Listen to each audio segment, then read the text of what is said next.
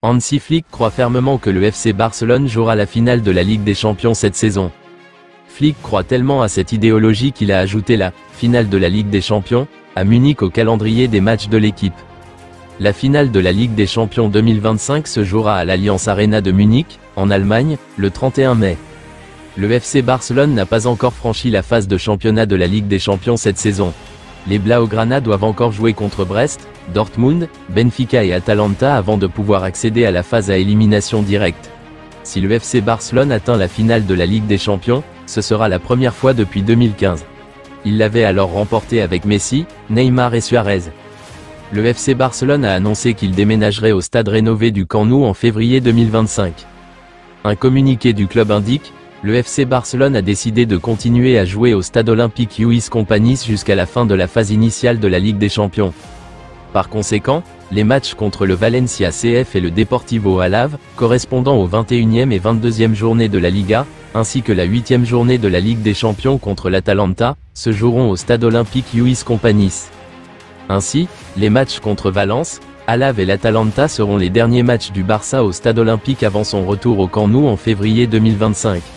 Le Camp Nou sera à moitié rempli lorsque Barcelone y retournera, car les travaux de construction se poursuivent jusqu'à fin 2025. Jonathan Tah est devenu l'un des défenseurs les plus demandés avant l'expiration de son contrat en 2025.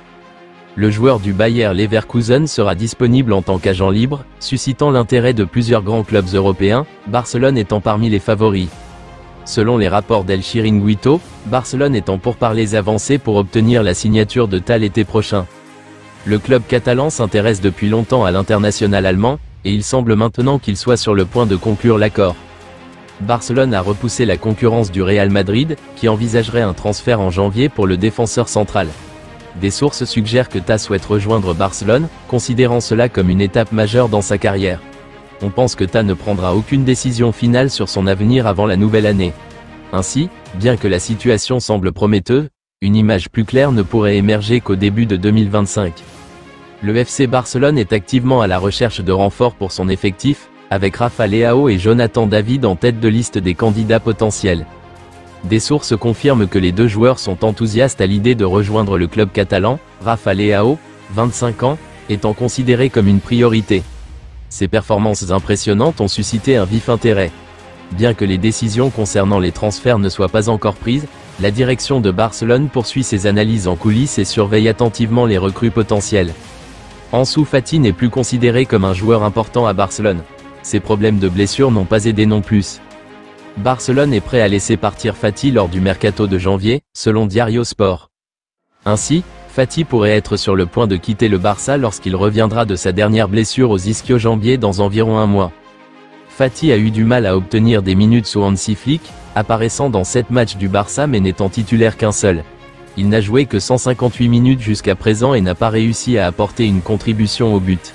Séville chercherait à relancer la carrière d'Ansu Fati. 5 choses que les fans du Barça peuvent attendre d'Ansu Fati s'il revient un jour à son meilleur niveau, selon le médecin.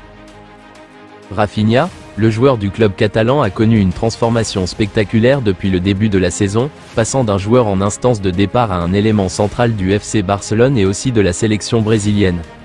L'impact offensif de Rafinha est devenu essentiel, tant pour le FC Barcelone que pour l'équipe nationale brésilienne.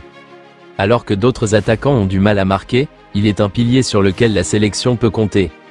Ses statistiques le placent parmi les 5 meilleurs attaquants au monde, ce qui témoigne de son niveau de jeu.